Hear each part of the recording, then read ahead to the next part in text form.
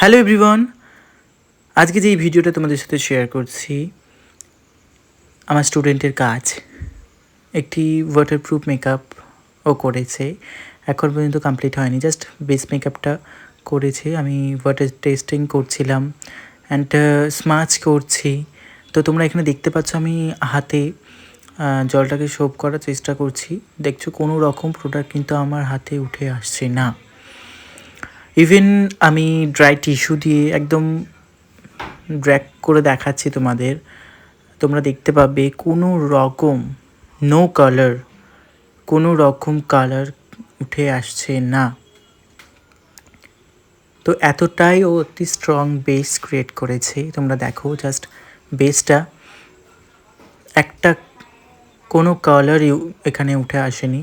এতটাই ও strong light weight base makeup create করেছে, যেটা সামারের জন্য খুবই বেস্ট।